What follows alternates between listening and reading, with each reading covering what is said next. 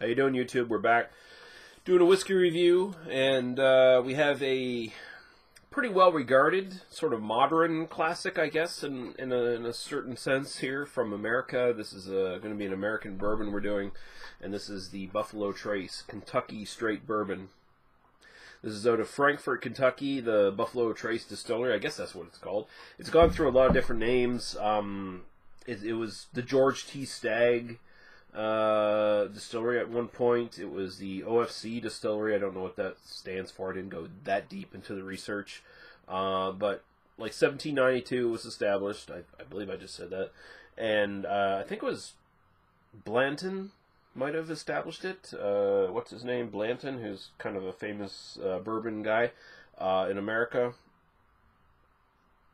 Man, the quality of my notes. Famous bourbon guy from America. I tell you, that's what keeps people coming to watch my reviews. But anyway, 45% alcohol by volume, 90 proof. And this actual brand name, Buffalo Trace, was established in 1999. The distillery itself has been owned by Sazerac since 1992. Apparently, it is a minimum of 9 years that you'll find in this bottle. Aged 9 years minimum. So there you go. Buffalo Trace has the distinction of having a fuck ton of different expressions out there, different just batches and expressions. Jim Murray's Whiskey Bible seems to constantly have about 1 million entries for this fucking whiskey, so they're pretty goddamn prolific. And not only just making this, there are a multitude of brands that come out of this distillery that are distributed by a multitude of distributors. So there's a lot of fucking whiskey that comes out of the building that produces this stuff. And a lot of those whiskeys are probably just this stuff under a different name, aged slightly differently. So there you go.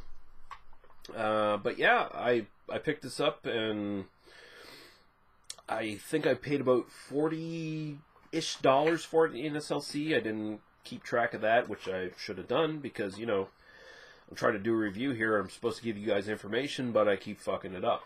But from what I understand, this is a really well-priced sort of premium, quote-unquote, bourbon. So in the U.S., you're probably paying high 20s, low 30s at the very most, I think. That's not counting duty-free, where you probably get this for a killing. Americans watching this, feel free to give me the price. So there you go. But yeah, we're going to get into it here. So it's sort of a golden, darker golden kind of amber. It's like approaching sort of copper in its look. It definitely does give you the nice thick legs on there. So some good viscosity on it. Let's go right to the aroma.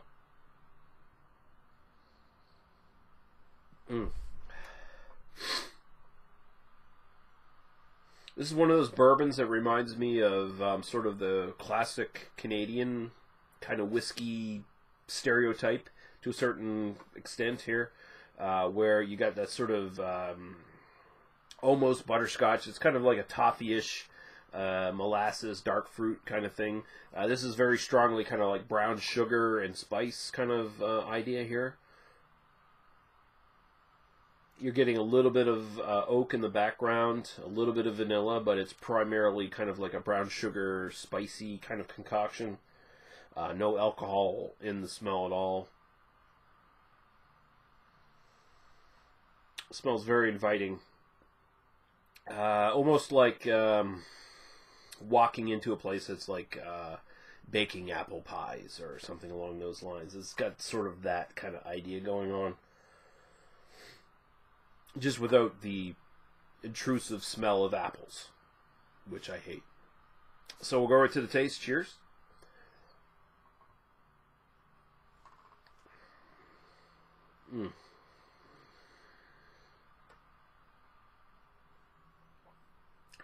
This is a real tasty one. First off, like I mentioned, this is smooth as fuck. And this is coming from a guy who appreciates both sides of the coin as far as bourbon goes, because there's definitely a market out there for people who like bourbons that have a real punch as far as the alcohol goes.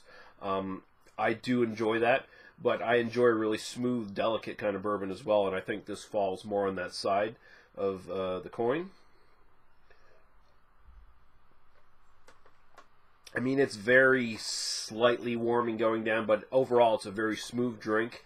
I dare say it's almost kind of constructed to be a mixer, but fuck it, I wouldn't fucking mix this with anything.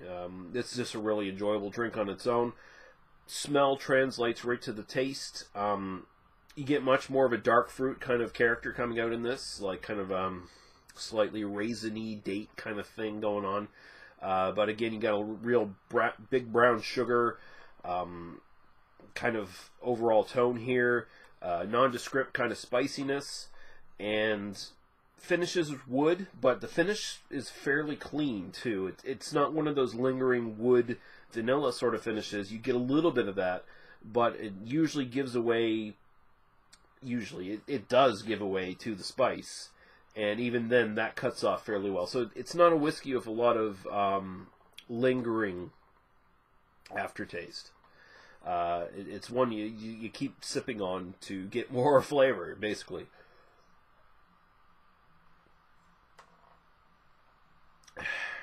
Yeah, it's I don't want to say it's super special as far as like complexity and stuff goes, because it's really not. I've definitely had more complex bourbons than this. I've definitely had more just flavor-wise, maybe less complex, but more intense bourbons than this. But this is like a happy medium kind of bourbon. And just the way it's so well constructed is kind of a fucking beautiful thing.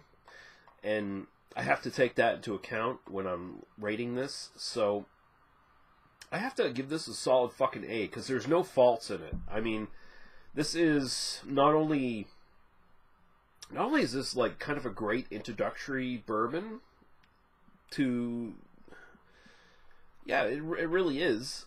I mean, I could see someone who's a novice to bourbons drinking this and really getting into bourbons, just because it doesn't have that punch, that burn. You can build yourself up with other bourbons and get used to that kind of thing by starting with this. But at the same time, man, there's what flavor and complexity there is here is really good, and it's just an incredibly enjoyable drink. Like, this is a great sipping bourbon, and it's just like a classy, well-constructed one. It really is. And I can't give it any less than an A. I really do like it. And the price is right as well, even here in Canada. So there you go. So Buffalo Trace Kentucky Straight Bourbon Whiskey. That is going to get an A. It's definitely worth picking up if you love your bourbons, and I do love my bourbons, and that's what I love. So thank you guys for watching. We'll see you guys later, and have a good one. Bye-bye.